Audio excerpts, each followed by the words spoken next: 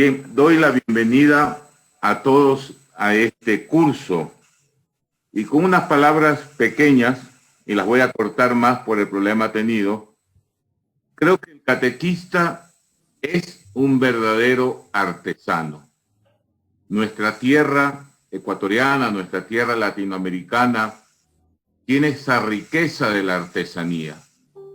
Cada obra de artesanía, cuando es hecha a mano, tiene su característica, no es igual a otra. Es fabricada con amor, es fabricada también con mucha paciencia.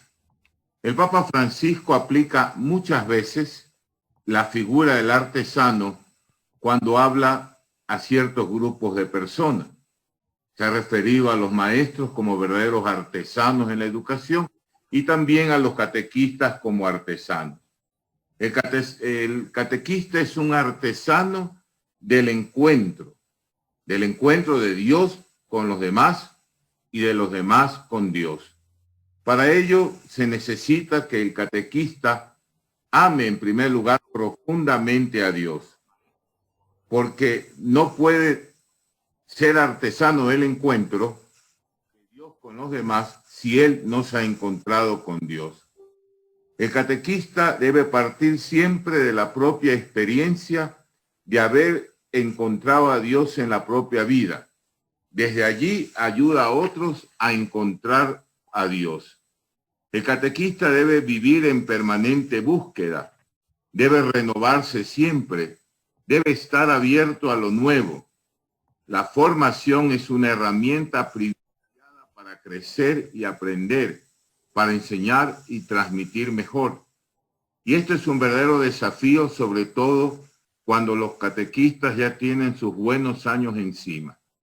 Estar abierto a lo nuevo, no ser repetidores de esquemas viejos que los tienen ya realizados y que solamente los desempolvan cada año. El catequista debe ser siempre paciente, como el Padre misericordioso de la parábola, que nos espera siempre como Dios y que nos abre siempre los brazos y sale a nuestro encuentro. El catequista, como artesano, no debe quedarse en palabras, no es un intelectual teórico, posee un conocimiento y debe poseerlo, pero su obra es la obra de sus manos. Así el catequista muestra con sus obras, la capacidad de generar un encuentro. Ustedes, mis queridos catequistas, más de 4.000 catequistas de la Arquidiócesis de Quito que participan en este encuentro formativo, piensan en la catequesis como una artesanía del encuentro con Dios y con los demás. Hay mucho por hacer, muchas obras de arte que crear en el corazón de los niños, de los jóvenes y padres de familia. No tengan miedo, pongan pasión en su misión de catequista. Y termino con una frase del Papa Francisco. Ser catequista significa guiar al encuentro con Jesús, con las palabras y con la vida, con el testimonio. Bienvenidos a este encuentro. Queridos catequistas, hemos organizado estas 2 semanas de curso a través del Facebook, de las redes sociales, teniendo esta primera semana como objetivo de estudio el directorio para la catequesis. Son las orientaciones que la Santa Sede da a la Iglesia Universal para este proceso tan importante del anuncio del Evangelio. Entonces, esta primera semana nos centraremos en algunos capítulos de este directorio para la catequesis, que tendremos que seguirlo estudiando y meditando más allá del curso de esta semana. Quiere ser una motivación, quiere ser un pequeño aperitivo de la riqueza de este texto que va a guiar la catequesis de la Iglesia en los próximos años. Desde el Concilio Vaticano II hasta esta fecha, si no me equivoco, solamente ha habido 3 directorios generales para la catequesis. Entonces, significa que estamos frente a un texto que nos acompañará durante mucho tiempo y que toma en cuenta entonces esta realidad de lo digital y que trata de poner dentro de este mundo de lo digital los principios esenciales del anuncio del Evangelio. Y la segunda semana será un poco más técnica, más práctica. Nos damos cuenta, como bien decía Monseñor Alfredo, sabemos de muchas cosas, pero de estas cosas técnicas no sabemos tanto. Entonces sí es bueno que tengamos algunas nociones prácticas y concretas sobre estos temas. Entonces son 2 semanas que nos reúnen como familia, como Arquidiócesis de Quito. Tenemos más de 4,000 inscritos al curso. Seguramente serán muchísimos más los que van a aprovechar de este curso. Entonces, yo les invito a todos a que abramos nuestro entendimiento, pero también nuestro corazón, para que a través de todo lo que vayamos aprendiendo y compartiendo estos días, tengamos, como decía nuestro arzobispo, la pasión por el anuncio del Evangelio, la pasión por el encuentro con Jesús, la pasión por ser instrumentos de ese encuentro de Dios con su pueblo. Entonces, bienvenidos a todos y bienvenidos entonces a estos 15 días que nos reúnen como familia, como arquidiócesis.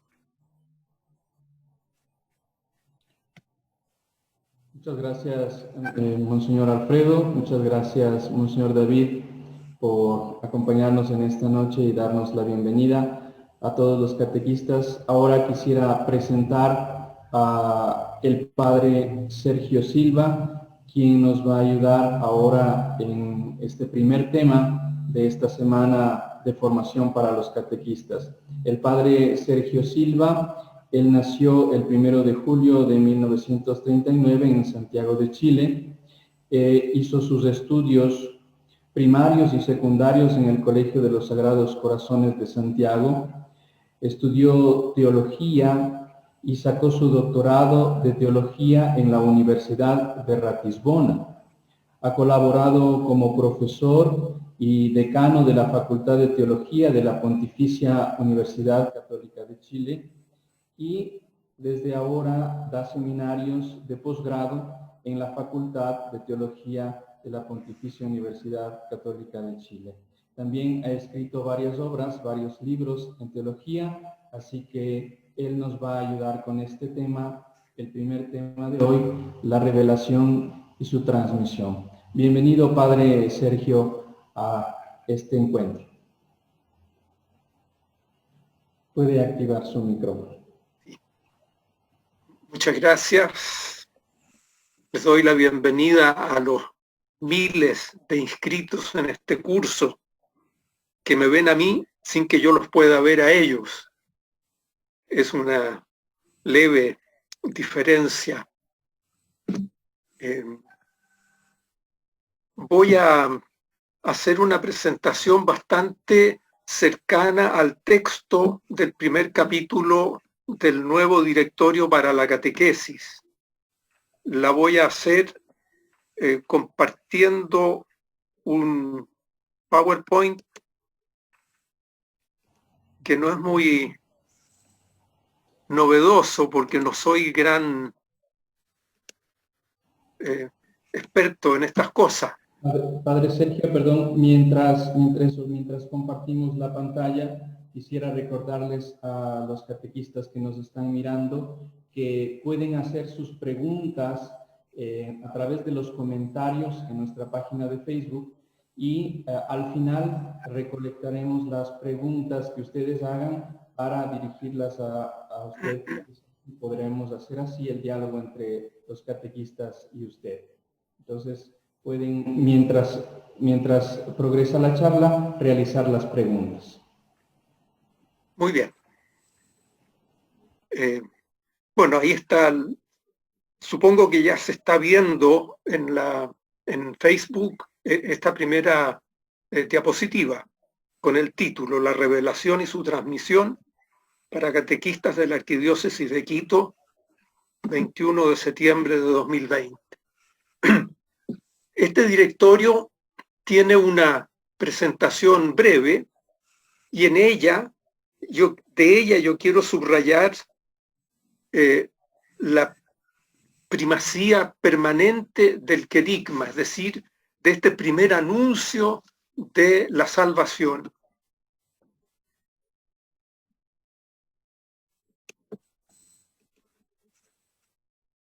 Cuando a este primer anuncio se le llama primero, es una palabra del Papa Francisco en la Evangelii Gaudium, eso no significa,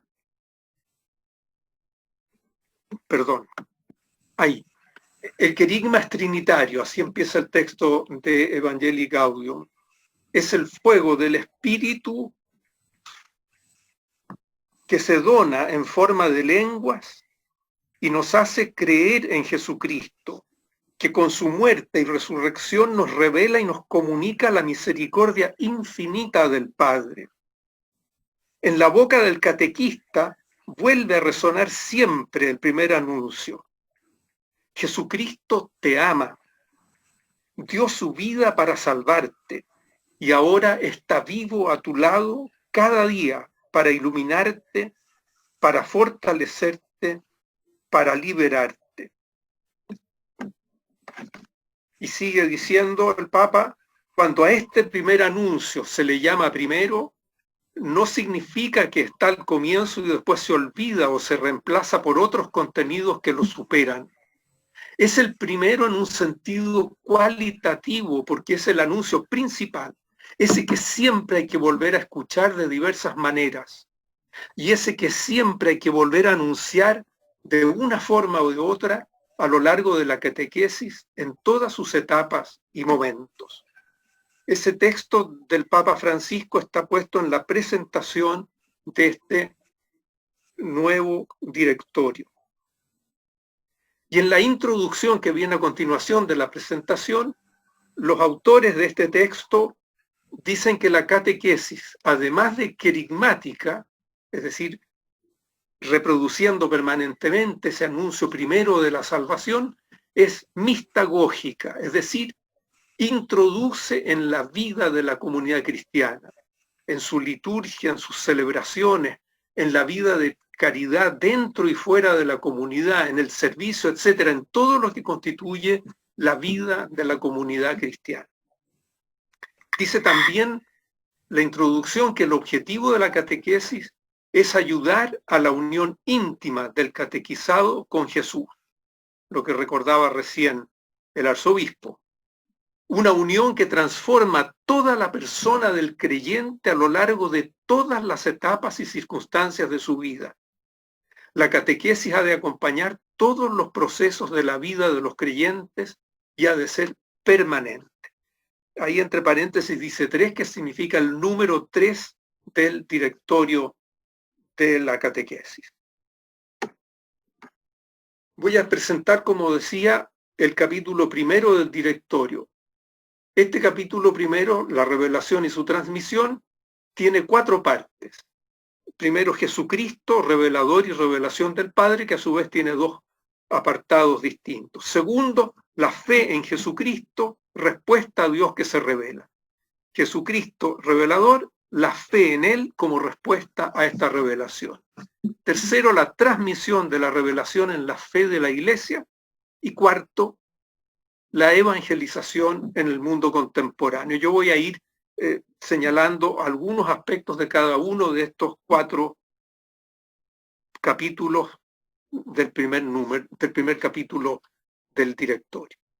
Jesucristo, revelador y revelación del Padre, tiene 2 apartados: la revelación del plan providente de Dios, y Jesús anuncia el evangelio de la salvación.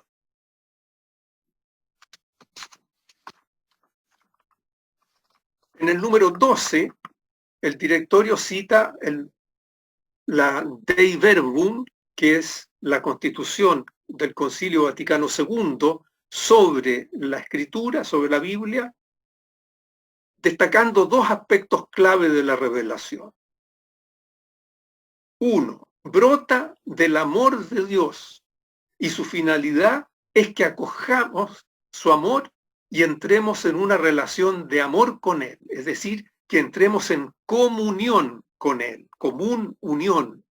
En la revelación, dice la Dei Verbum, Dios habla a los hombres como amigos y mora con ellos, vive con ellos, habita con la humanidad. Y lo segundo es que esta revelación se realiza con hechos y palabras, es decir, no es una especie de clase que nos transmite nociones, no es una clase como la que estoy dándoles yo ahora, sino es una acción de Dios en nuestra historia. Dios se revela actuando, pero como Dios no actúa directamente, sino mediante personas, mediante Abraham, Moisés, David y fundamentalmente mediante Jesús, son entonces necesarios los profetas, que son los que reconocen a Dios en esas acciones, que son acciones humanas porque las hacen personas. Entonces el profeta lo reconoce a Dios y lo dice para darlo a conocer a los demás. Es decir, el profeta interpreta hechos humanos como acciones de Dios.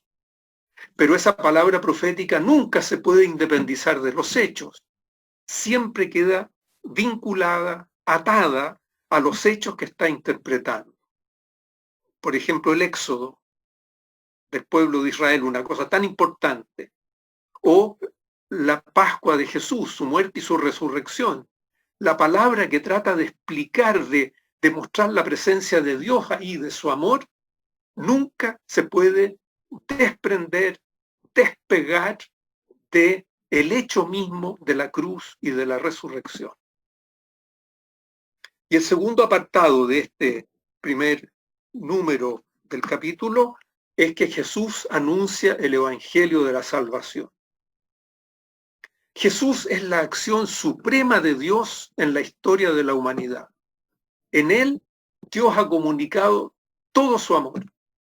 Por eso, Él es la plenitud de la revelación. Ahí uno podría recordar textos como el de Juan 14, cuando le dice Jesús a Felipe, el que me ve a mí, ve al Padre.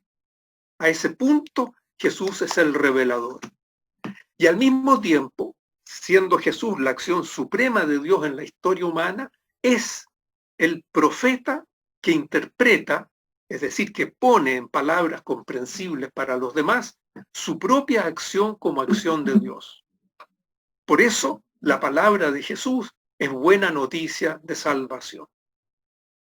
Y el Señor, después de su muerte y resurrección, le encarga a sus discípulos que comuniquen este evangelio de la salvación que Él ha realizado, que lo comuniquen al mundo entero. Pero no solo con palabras. No se trata de decir, por ejemplo, leed públicamente los evangelios. No solo con palabras, sino con hechos análogos a los suyos, que muestren de verdad que Él ha traído la salvación a la humanidad. De nuevo un texto del Evangelio de Juan. Jesús les dice a los discípulos, en esto conocerán que ustedes son mis discípulos, en el amor que se tengan unos a otros. No en que anden diciendo, tenemos que amarnos, sino en que se amen de verdad.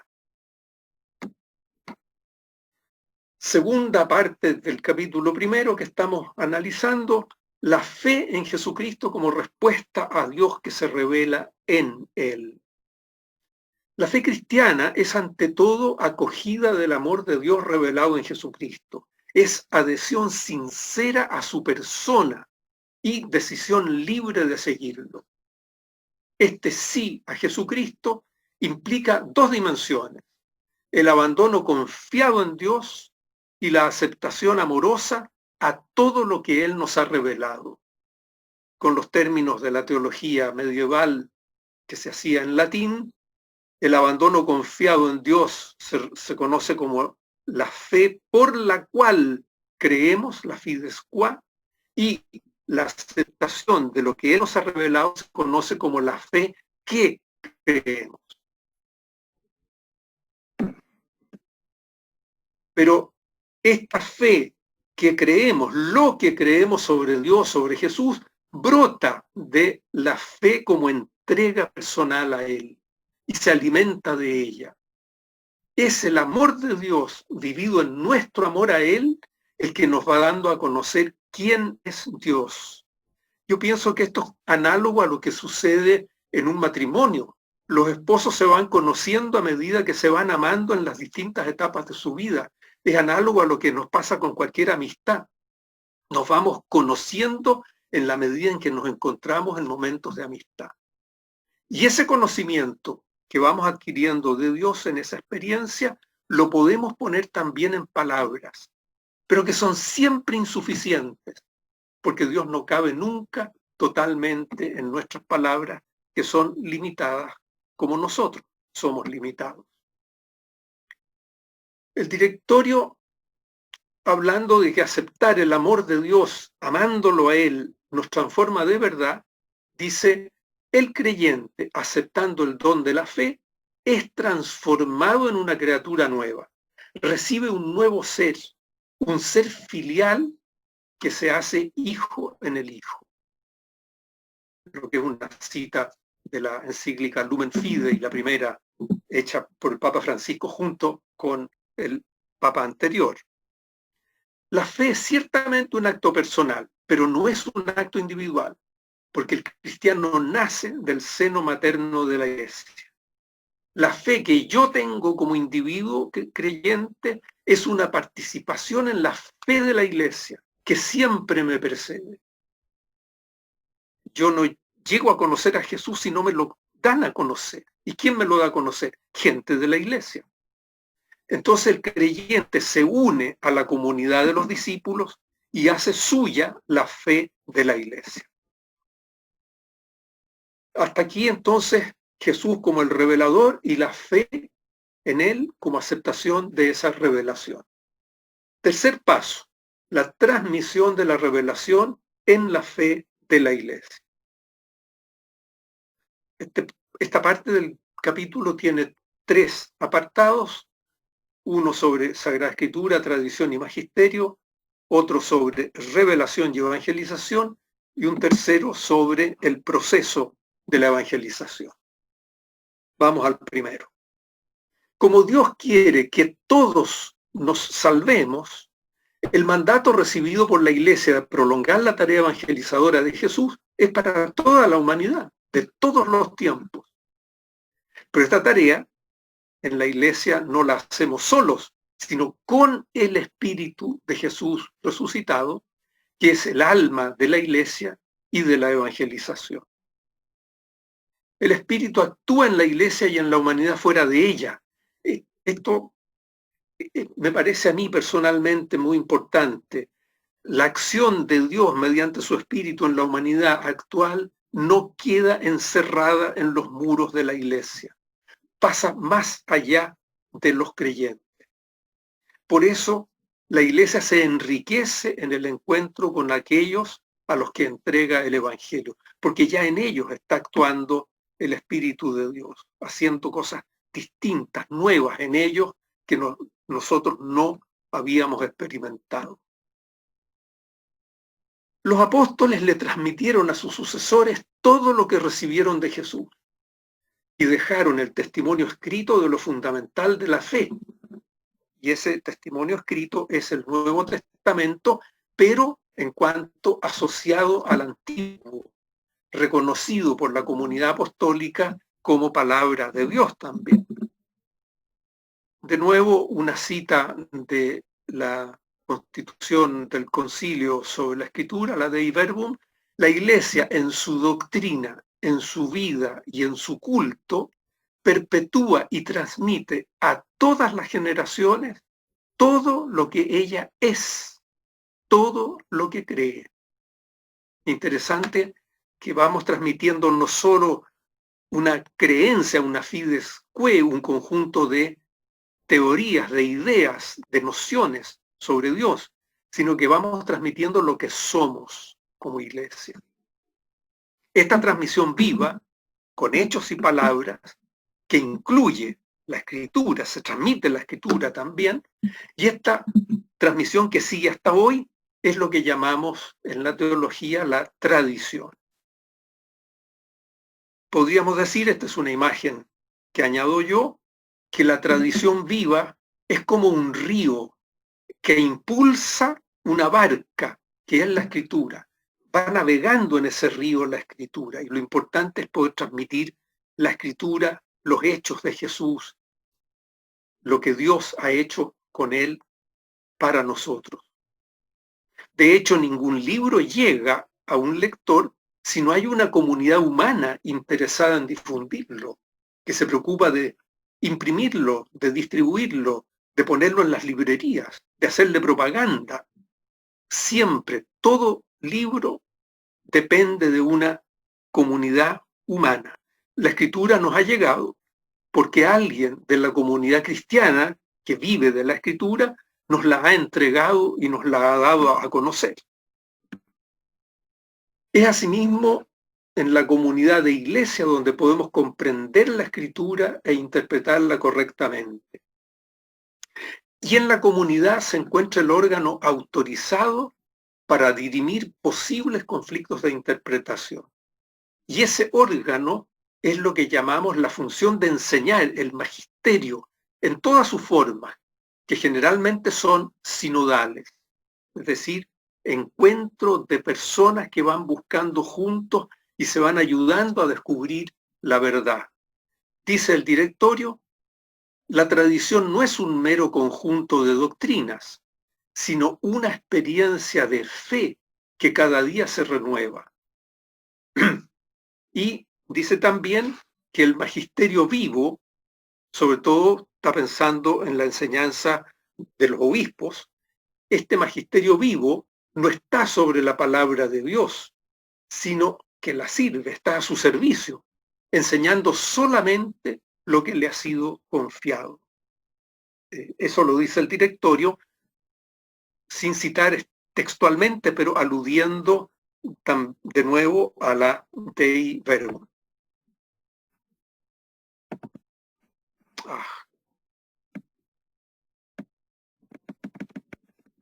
Perdonen que apreté una tecla equivocada.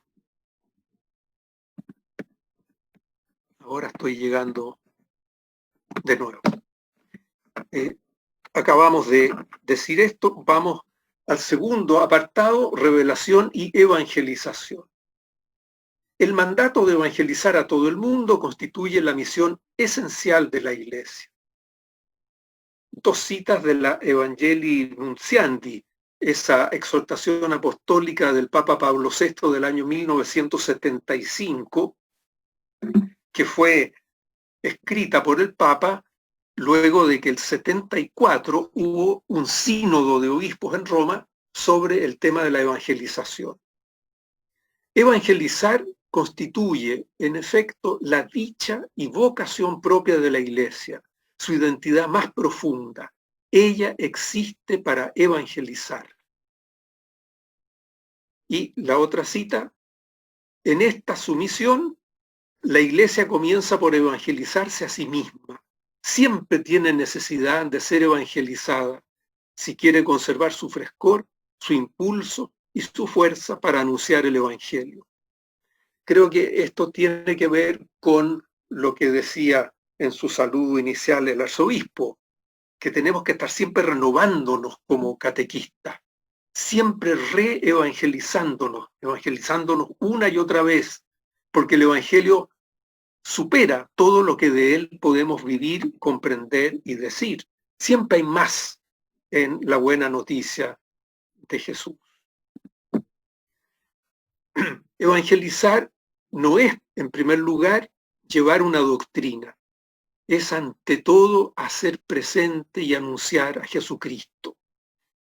Y en él, en Jesucristo, llegamos a la plenitud. Encontramos lo que en la Iglesia occidental latina hemos llamado la salvación y que en Oriente se llama el ser divinizados por el Espíritu de Dios.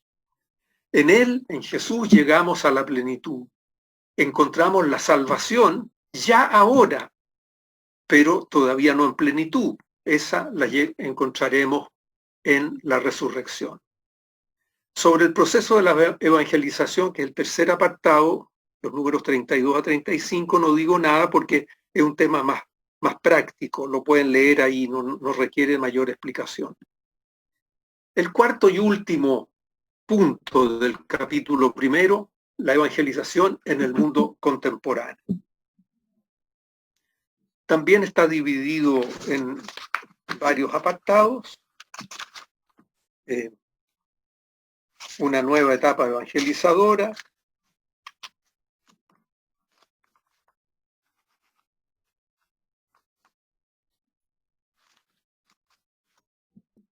el primero de estos apartados. Dice el Papa Francisco en la Evangelii Gaudium, citado en el directorio, estamos en una nueva etapa evangelizadora porque estamos en un cambio de época. Este cambio deja obsoletas muchas estructuras de la Iglesia, muchas costumbres y formas de vivir la fe y de anunciar el Evangelio. Por eso se requiere una conversión pastoral, mediante la cual la Iglesia es invitada a realizarse en salida, siguiendo un dinamismo que atraviesa toda la revelación y situándose en un estado permanente de misión. Ahí el directorio alude a esos 14 números de Evangelii Gaudium, del 20 al 33. Y sigue diciendo el directorio, este impulso misionero también lleva a una verdadera reforma de las estructuras y dinámicas eclesiásticas, para que todas se vuelvan más misioneras. Cada bautizado como discípulo misionero es sujeto activo de esta misión eclesial. Aquí el Papa Francisco en la Evangelii Gaudium ha sido muy drástico para decir no hay división del trabajo en la Iglesia, no hay un grupo encargado de transmitir el Evangelio y el resto simplemente clientes. No, todos somos discípulos misioneros. Un segundo apartado, el tema de la evangelización de las culturas y su reverso, la inculturación de la fe. Evangelizar no significa ocupar un territorio, no es una conquista, sino significa despertar procesos espirituales en la vida de las personas para que la fe arraigue y tenga significado. La evangelización de la cultura, por otra parte, exige llegar al corazón de la cultura misma, donde se generan nuevos temas y modelos, llegando a los núcleos más profundos de las personas y de las sociedades para iluminarlos desde dentro con la luz del Evangelio. El obispo auxiliar aludía al tema de las tecnologías actuales. Se está gestando una cultura nueva, distinta. Y tendríamos que ser capaces de llevar el Evangelio, quizás nosotros los mayores no, pero los jóvenes que están viviendo esa cultura, que son nativos digitales, como se dice, ellos van a tener que vivir a Jesús en esa cultura y comunicarla a sus pares. En la situación actual, marcada por una gran distancia entre fe y cultura, es urgente repensar la obra de la evangelización con nuevas categorías y nuevos lenguajes que subrayan su dimensión misionera.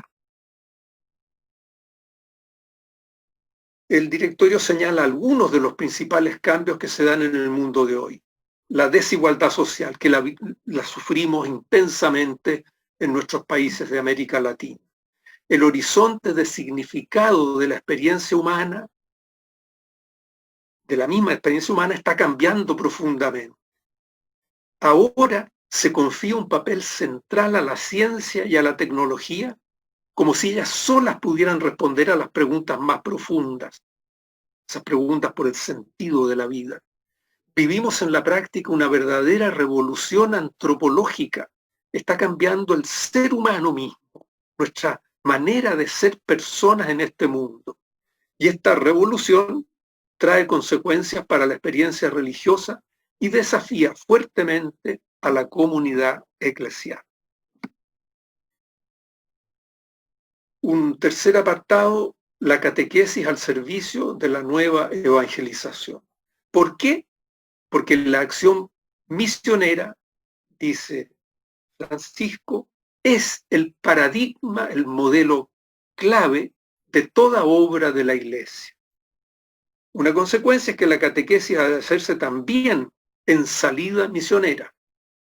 Esto implica, dice el directorio, escuchar las llamadas de verdad que ya están presentes en las diferentes actividades humanas.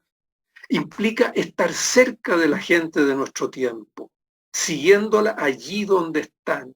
Ya no podemos quedarnos dentro de nuestra iglesia esperando que la gente llegue a pedirnos servicios. Tenemos que salir para estar donde la gente hoy está. Implica también preparar la misión acompañando a los creyentes en el crecimiento de sus actitudes de fe y haciéndolos conscientes de que son discípulos misioneros. El misterio de la fe cristiana encuentra su síntesis en la misericordia, que se ha hecho visible en Jesús de Nazaret. Esta es otra insistencia fundamental del Papa actual.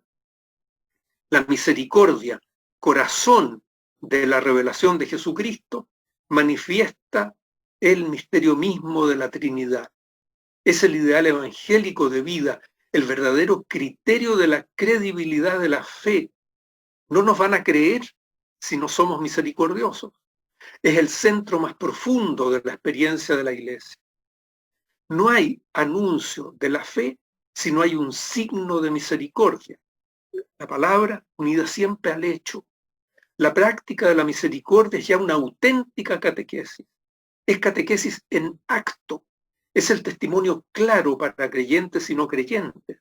Manifestación del vínculo entre ortodoxia, el conocer la verdad, y ortopraxis, actuar de acuerdo a la verdad del amor de Dios.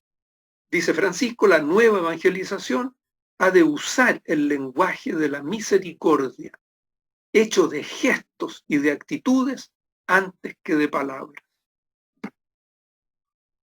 Y el último apartado, la catequesis como laboratorio de diálogo. Una cita que hace el directorio de la primera encíclica de Pablo VI, que es como su programa de gobierno, la Ecclesiam Suam. La Iglesia debe ir hacia el diálogo con el mundo en el que le toca vivir. La Iglesia se hace palabra, la Iglesia se hace mensaje, la Iglesia se hace coloquio. Es preciso que la catequesis adopte este estilo de diálogo, de modo que el rostro del Hijo se haga más fácilmente visible. En este sentido, la catequesis eclesial es un auténtico laboratorio de diálogo.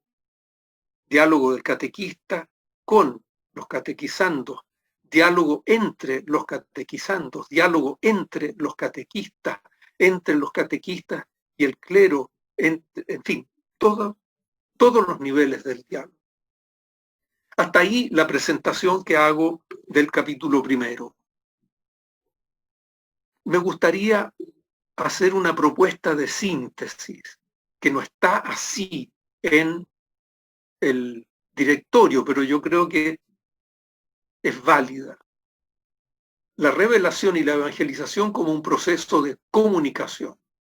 Entonces presento un esquema del proceso de comunicación, luego cómo la revelación de Dios en Jesús es comunicación. Jesús también como modelo de evangelizador es un gran comunicador, y la tarea de la Iglesia y de la catequesis como comunicación al estilo de Jesús. En todo proceso de comunicación hay un emisor y un receptor. Y el emisor lo que hace es enviar al receptor, hacerle llegar un mensaje. Y todo mensaje humano está constituido por un medio de comunicación la palabra, en este caso mío, a través de otro medio tecnológico que es el Zoom y el Facebook, y un contenido. Y eso proceso de comunicación se da siempre en un medio ambiente que está hecho, por un lado, de naturaleza y por otro lado, de cultura. En este caso, está predominando el tema cultural a través de los lugares donde estamos cada uno en su casa, construida culturalmente a través de medios tecnológicos de comunicación. El emisor tiene que hacer un proceso de expresión. Él sabe lo que quiere decir y tiene que decirlo, tiene que ponerlo en el medio que son las palabras escritas, orales, etc. Y el receptor lo que recibe es el medio. Ustedes están escuchando mis palabras y tienen que hacer el proceso inverso de, a partir de lo que yo estoy diciendo, comprender lo que digo. El emisor emite su mensaje porque hay antecedentes que lo mueven a hacerlo. Y el mensaje tiene en el receptor ciertas consecuencias. Ese es el esquema básico. Además, en la comunicación siempre hay ruidos. La revelación de Dios en Jesús como proceso de comunicación. ¿Quién emite? El Padre. ¿A quién? A la humanidad entera, pero en la humanidad actúa el Espíritu. De otra manera, no podemos entrar en la longitud de onda de la emisión de Dios. El medio fundamental para el mensaje del Padre es Jesús, la persona viva de Jesús. Y el contenido es el Hijo en cuanto en él Dios se está autoentregando, está comunicándose a sí mismo, ¿no? Se está entregando él como se entrega un esposo a una esposa. El medio ambiente es el mismo, naturaleza y cultura. Siempre tenemos nosotros como receptores que comprender. El Padre ha tenido que expresarse en su Hijo. El que me ve a mí ve al Padre. ¿Cuáles los antecedentes en el Padre? El amor. Solo por amor. Dios es amor y por amor creó, por amor entregó a su Hijo, por amor sigue amándonos. Y las consecuencias para nosotros son la salvación. Acoger ese mensaje es nuestra salvación. Jesús como modelo de evangelizador, ¿quiénes son sus receptores? La gente de su tiempo. Ellos son los que estuvieron cerca de él. ¿Cuál ha sido el medio fundamental de Jesús? Yo diría que el medio fundamental de Jesús han sido las parábolas. No solo las parábolas lingüísticas, las parábolas puestas en palabras que nos han conservado los evangelistas, sino su propia entrega como parábola del amor de Dios. Y el contenido en los sinópticos ha sido fundamentalmente el reinado de Dios que predica Jesús, en Juan, la vida. He venido para que tengan vida y la tengan en abundancia. Medio ambiente, la naturaleza, la cultura de su tiempo, el mismo proceso de comprensión y expresión. ¿Cuál es el antecedente para Jesús? La misión que el Padre le ha encomendado, subrayado incansablemente en el Evangelio de Juan. El Padre que me envió, el Padre que me envió. Y la consecuencia para su gente, la consecuencia para Jesús más bien, fue la Pascua. Una Pascua que se tiene que repetir en nosotros mismos. Tenemos que entrar, como dice Pablo, en la muerte de Jesús para resucitar con él. Y por último, la tarea de la iglesia y la catequesis como comunicación al estilo de Jesús. El receptor para la catequesis, lo decía el mismo directorio, es la humanidad entera. Me pregunto si no sería interesante pensar que el medio que tenemos que usar para transmitir el mensaje de Jesús son también parábolas.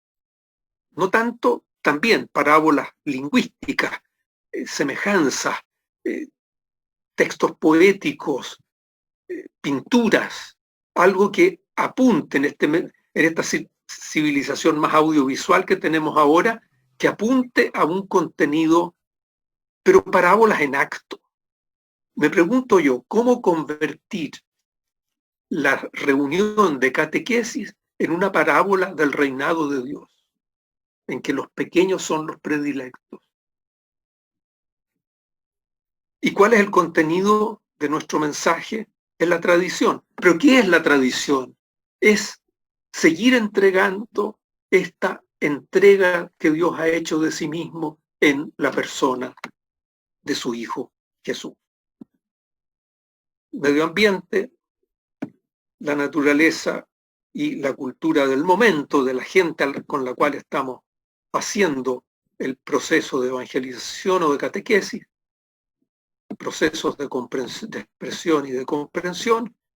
¿Cuál es el antecedente para la iglesia? El envío que Jesús hace a sus discípulos y que es para siempre. Siempre somos enviados por Él. Y las consecuencias, la fe. Si tú recibes, acoges en la fe. Y también aquí hay ruido. Muy bien, hasta ahí llega mi exposición.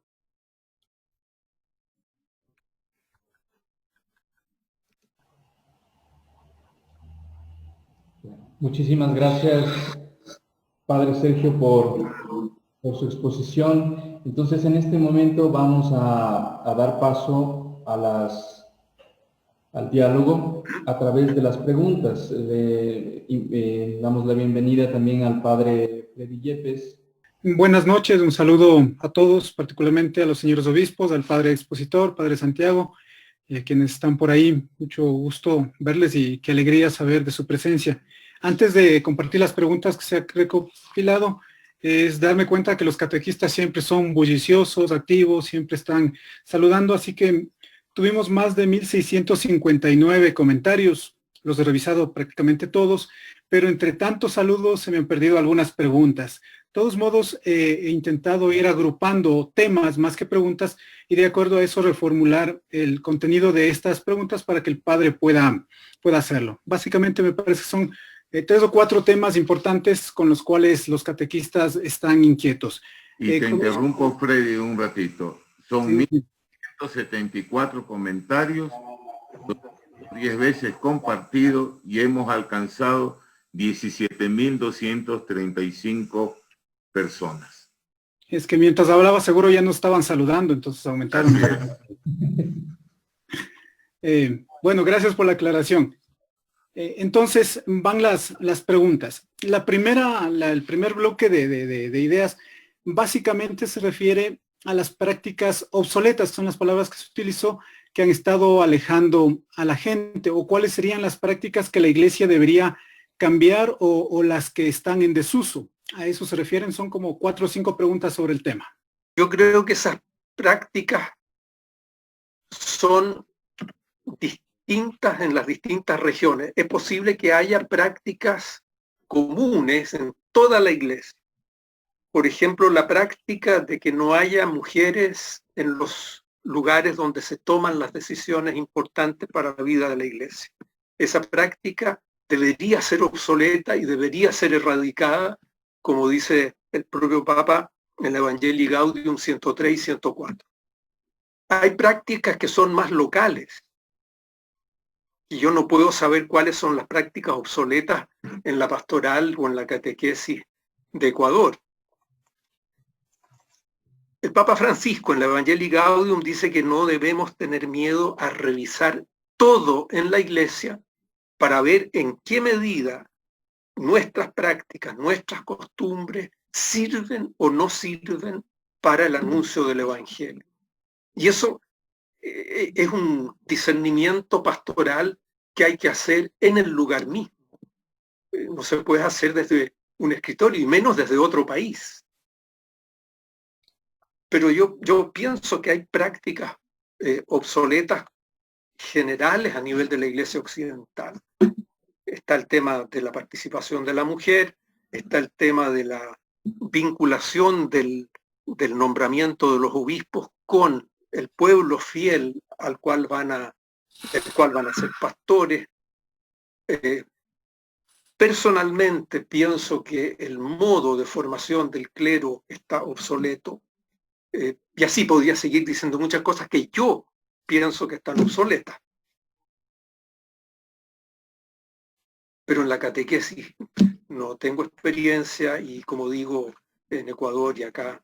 Pero creo sí que la catequesis tiene que ser, no sé cómo será allá, pero tiene que ser muy dialogada y tiene que apelar mucho a la experiencia de los catequizados, porque de otro modo se convierte en una noción que entra y sale, porque no toca la experiencia vivida de las personas.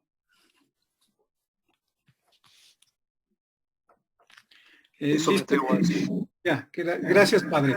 Ahora, referente a lo que nos estaba hablando, hay unas preguntas que nos cuestionan sobre el tema de la tradición y cómo esta tradición se puede reconocer como una acción de Dios o simplemente son hechos humanos que se les ha dado un simbolismo por parte de la misma humanidad, valga la redundancia, y que no tienen ese contenido, digamos que teológico. Son como 4 preguntas sobre el tema. Sí, es el problema de la profecía, del profetismo. Hay criterios para el auténtico profeta que están planteados sobre todo por el profeta Jeremías, que cuando un profeta anuncia algo de parte de Dios y eso no se da, no existe, es un falso profeta. Por ejemplo, a él le tocó una lucha cuerpo a cuerpo y a muerte con un falso profeta. Jeremías anunciaba el exilio, la destrucción de Jerusalén, la pérdida de todo aquello en que se basaba la fe de Israel, el territorio, el templo, la dinastía davídica. Y este otro anunciaba, porque ya esto sucede en medio de las 2 deportaciones, hay una primera en 598 y la segunda más definitiva 10 u 11 años después. Y ahí viene la destrucción de la ciudad y del templo. Esto sucede entre esas 2 fechas. Entonces, Jeremías anuncia el futuro de la destrucción, del exilio. Este profeta dice que no, y se pasea con un yugo, es decir, quiebra el yugo con que se paseaba Jeremías, anunciando con un gesto, con un signo, el yugo que va a caer sobre el pueblo, el yugo de la deportación, de la esclavitud. Y este se atreve a tomar el yugo de Jeremías y quebrarlo. Y anuncia, así va a quebrar nuestro Dios el yugo del rey de Babilonia que pesa sobre nosotros actualmente. Y Jeremías le contesta, bueno, esperemos a ver qué va a suceder. Si no sucede, es una interpretación equivocada. Si sucede, era una interpretación correcta. Pero es cierto que hay una indecibilidad, no se puede decidir en forma matemática, en forma científica, que eso que el profeta ve como una presencia de Dios en la historia es realmente una presencia de Dios. No sería fe, sería certeza de tipo científico. Lo que sí hay es lo que el cardenal Newman en el siglo XIX llamaba indicios convergentes, es decir, si hay continuidad entre lo que este profeta dice y lo que han dicho los profetas anteriores, si hay continuidad, si hay una cierta satisfacción interior, es decir, que yo siento en mi interior que eso que está diciendo ese hombre tiene que ver con Dios, porque no me habla de un Dios cruel, no me habla de un Dios castigador, me está hablando del Dios de la misericordia. Entonces son indicios convergentes para creer que su interpretación del hecho es auténtica. Gracias, padre. La siguiente pregunta o el siguiente bloque de preguntas se refieren y me parece un poco compleja. ¿Cómo sería una catequesis o una evangelización post pandemia para enfrentar el miedo y cómo también se debe respetar en la catequesis la diversidad cultural? Sí, prefiero lo de la diversidad cultural porque no soy adivino del futuro. No sé cómo irá a ser. Quizás se puede aventurar un par de cosas. Por estos confinamientos y cuarentenas en que nos tiene la pandemia, hemos tenido que recurrir a este tipo de cosas, como Zoom, Facebook, etcétera. Algo de eso yo creo que se va a poder usar. Le estamos perdiendo el miedo a usar estas cosas. Y esto nos da una mayor variedad de medios para transmitir nuestra fe, para comunicar nuestra fe. Nos da también un mayor alcance. Yo creo que, salvo estando en un estadio de deporte, de fútbol, no se habrían podido juntar tanta gente como que se ha juntado ahora, colgados de Facebook. Algo de esto va a quedar. No sé cuánto ni cómo. Yo soy re poco experto en estas cuestiones. Lo segundo, lo de la cultura. Yo creo que la cultura es importante respetarla siempre, porque la cultura no es una especie de cosa que las personas tenemos. La cultura nos constituye. Somos hijos de nuestra cultura y estamos permanentemente recreándola. No hay posibilidad de separar la persona de la cultura. Y si yo quiero respetar la dignidad de las personas, las tengo que respetar tal como son, con su cultura. Entonces, tenemos la mala costumbre y la tentación permanente de ver al que es distinto como inculto y reírnos de él y achacarles y aplastarlos con nuestro desprecio. Eso no debería suceder nunca. Nunca. El respeto por la cultura es el respeto por las personas que participan de esa cultura. Y es muy importante porque si no se respeta la cultura, es imposible que el Evangelio arraigue en lo hondo de la persona, porque la cultura nos da nuestras categorías más fundamentales, las recibimos cuando somos niños y no tenemos ninguna posibilidad de filtrar, están ahí en nosotros.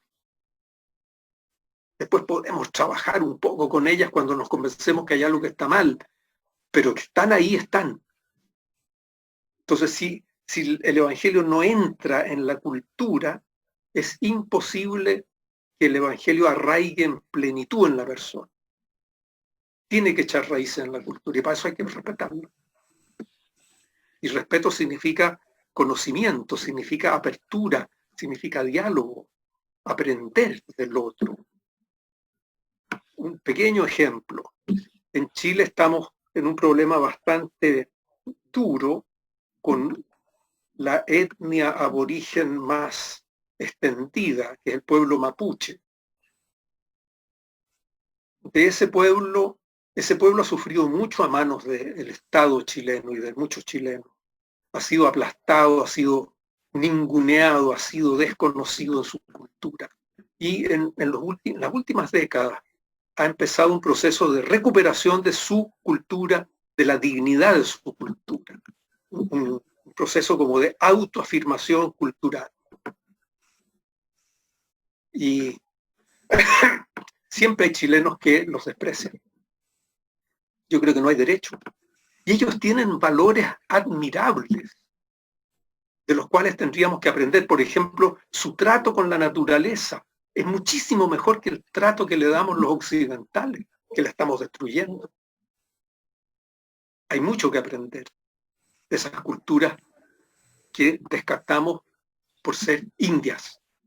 Aquí, por lo menos en Chile, decirle a una persona eres indio es uno de los insultos más graves que se le puede dar.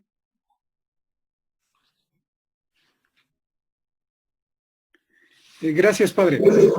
La pregunta que viene a continuación, no sé si usted la puede responder, digo, porque es una pregunta sobre nuestra realidad catequética. De todos modos, la comento. Tiene que ver con los itinerarios que llevamos en nuestra Iglesia del Ecuador sobre la catequesis. Básicamente la pregunta que hace es ¿por qué después de 5 o 6 años de catequesis los chicos ya no quieren saber nada de la Iglesia? Hay dos preguntas sobre el tema. Bueno, eso pasa en muchas partes. Pasa en muchas partes. Aquí en Chile también pasa. Yo creo que el problema es que cuando la catequesis se hace a los niños, hasta los 10, 12 años, esos niños en parte están todavía muy marcados por la autoridad familiar, padres, abuelos, y obedecen. No tienen todavía la fuerza personal para oponerse. Entonces van. También en esa edad tienen una cierta apertura a lo religioso. Pero resulta que en la adolescencia, en la pubertad, adolescencia hoy día, que se está adelantando cada vez más, ya a los 11, 12 ya están en plena pubertad. Hoy día el adolescente se hace muy radicalmente no religioso y adquiere mucha mayor autonomía y se atreve a enfrentarse con sus mayores. Entonces ya no quiere más. Yo diría que ahí hay un factor que habría que tener en cuenta. No creo que sea la causa única. Los procesos humanos nunca son de una causa. Es un factor que creo yo que influye. Entonces, ¿cómo ver de dejar en el periodo en que el niño es plástico y está ahí porque quiere estar, porque lo enviaron sus familiares? ¿Cómo dejar ahí una honda huella de encuentro con Jesús que a lo mejor igual se va a ir, pero esa huella queda y en algún momento esa huella regresa? Como el caso de la parábola llamada del hijo pródigo. El padre no sale a lacear a su hijo, espera que la huella de haber vivido en la casa con él lo va a hacer volver, y vuelve.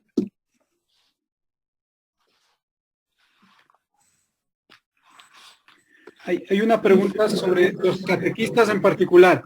La pregunta es, ¿cómo un catequista debe equilibrar su vida de fe y de evangelización sin caer en protagonismos, pero también ayudar a salir a la iglesia de esas prácticas y actitudes obsoletas? Pienso que una clave importante que nunca debería estar ausente en los procesos de iglesia es la sinodalidad, la colegialidad, el diálogo. Es decir, yo solo no puedo tomar una bandera porque voy a morir en el intento o porque me voy a convertir yo en una especie de gurú autorreferente. Esto tiene que ser hecho en comunidad con los catequizandos, comunidad entre los catequistas, comunidad al interior de la iglesia. Pienso que eso es un factor importante que tener en cuenta.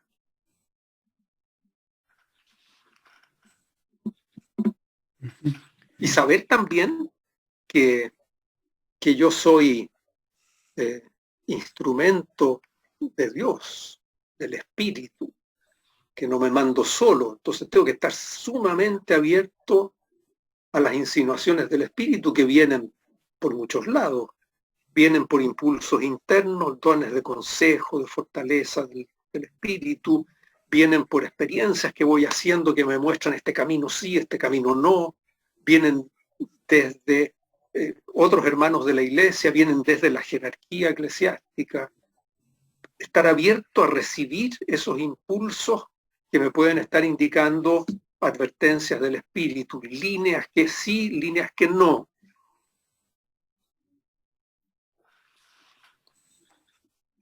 Listo. Hay una pregunta un poquito curiosa, no sé si con el respeto a Monseñor, dice, ¿y dónde se pone la limosna? Pensaba dar mi cuenta, tal vez podría responder así esa pregunta.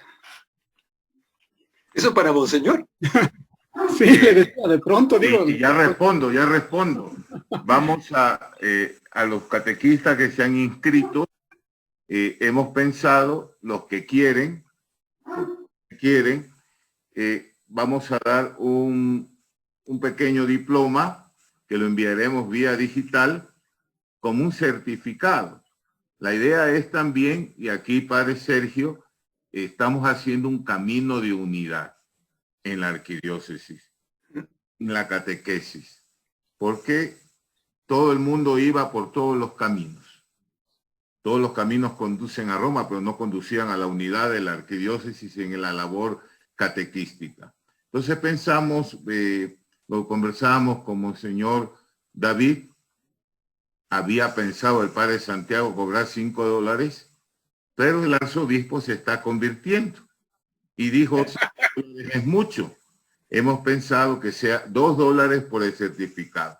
Esto ayudará también y será beneficiado el padre Sergio porque haremos llegar vía Western Union una colaboración para todos los que nos van a ayudar en estos 15 días en este encuentro de catequesis. Y un pequeño fondo para la delegación de catequesis, que es importante, ¿no? Un pequeño fondo para que pueda mover. Entonces, los catequistas que deseen, luego el padre Santiago lo indicaremos a través del grupo oficial de la arquidiócesis, pues pagarán esos $2. No como un curso de catequesis de 15 días, pues dividan para 10 días, es una pequeña contribución. Pero todos los párrocos saben cómo se coge la limosna. Eso sí sabemos todos, ¿no? Por eso estamos de acuerdo todos. Y gracias a Dios, y gracias a Dios que sabemos eso. Y para eso desinfectamos bien la limosna, hay alcohol, hay de todo. En eso no tenemos problema.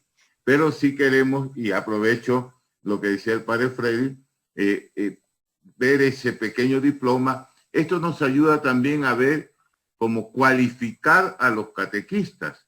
Vamos a ir viendo la formación de los catequistas en la arquidiócesis de Quito. Una formación que es comunitaria, es para todos igual, pero respetando la diversidad también de cada grupo. O sea, pero damos una formación para todos los catequistas.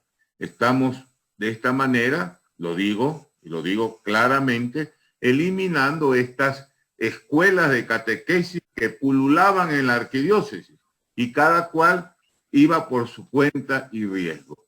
Somos una arquidiócesis, la arquidiócesis de Quito, y señalamos un camino en la misión de la arquidiócesis, un camino que se va diversificando en las distintas realidades de nuestras zonas o vicarías episcopales de nuestras parroquias.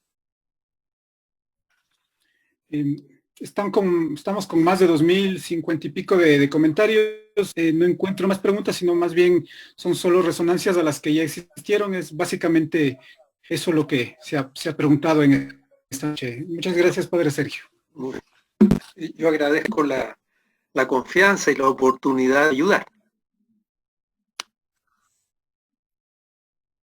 Gracias, Santiago.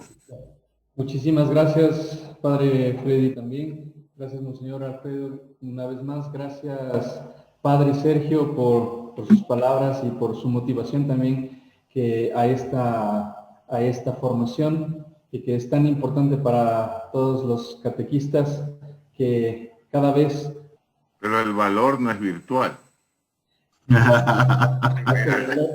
El valor y quiero compartirle, padre Sergio, que de 196 parroquias de la arquidiócesis de Quito, 194 parroquias con sus catequistas están participando de este encuentro de formación. Esto realmente creo que es un logro inmenso, inmenso.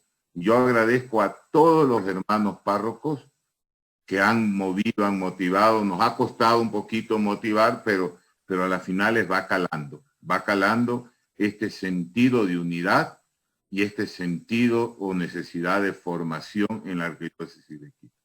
Perdón, hay gente, catequistas que están de otras diócesis, han Sí. saludado, sí, entonces también Sí. agradecerles a ellos. Sí, sí. Sí, eso. La puedo enviar ahora mismo al WhatsApp. Sí. Muy bien. Perfecto, muchas gracias. Entonces, sí, Y antes de nosotros, terminar, David o yo lo enviamos al grupo de sacerdotes de la Arquidiócesis de Quito y los párrocos comparten, ¿no? Ya. Eso hacemos. Y enviamos también al grupo de los hermanos obispos para que compartan con los catequistas de las diferentes jurisdicciones. Ya. si antes de terminar, tal vez, Monseñor David, desea decir algunas palabras. Yo agradecerle a Sergio, viejo amigo, Más viejo que amigo. viejo amigo de la Congregación de los Sagrados Corazones, muchos años profesor, catedrático, pero sobre todo un hombre que ha consagrado su vida a la reflexión de la fe. Así que te agradezco mucho por habernos acompañado. Como decíamos al principio, fuera de cámaras, entonces la pandemia nos permite estar en un lado y en otro sin tener que salir de nuestras fronteras. Así que gracias y yo espero que podamos volver a nutrirnos de tu sabiduría y sobre todo de tu testimonio de fe y de tu amor y de tu pasión por el Evangelio y por la Iglesia. Así que gracias, Sergio, y gracias, por supuesto, a todos los catequistas. Yo no tengo las estadísticas que tiene el señor arzobispo. Esa es la ventaja de ser arzobispo, que tiene la información. Entonces, yo soy un pequeño obrero de la viña del Señor, entonces, pero les agradezco a todos por su presencia en esta noche. Y mañana les prometemos que a las 8 en punto comenzaremos el curso y la transmisión estará 10 minutos antes para que a las 8 en punto podamos empezar. Santiago, que mañana, ¿quién nos acompaña? ¿Qué tema vamos a ver? Por favor, eso es bueno también decirlo. Y justamente, bueno, el día de mañana el tema será la identidad de la catequesis. Nos acompañará el padre Manuel Jiménez. Él es sacerdote de la Arquidiócesis de Bogotá, es miembro de la Sociedad de Catequetas de América Latina y es docente del CEDITEPAL en el CELAM. Entonces, invitados todos mañana. Mil disculpas otra vez por el problema técnico de hoy y mañana ofrecemos estar puntuales antes de las 8. Para terminar, terminemos orando a María, la primera catequista, pudiéramos decir, así como nuestras madres, al igual que María, han sido nuestras primeras catequistas. Digamos todos, Dios te salve María, llena eres de gracia, el Señor es contigo. Bendita eres entre todas las mujeres y bendito es el fruto de tu vientre, Jesús. Santa María, Madre de Dios, ruega por nosotros pecadores, ahora y en la hora de nuestra muerte. Amén. Y les doy la bendición a todos, con el cariño y la cercanía de Padre. El Señor los bendiga en el nombre del Padre, del Hijo y del Espíritu Santo. Amén.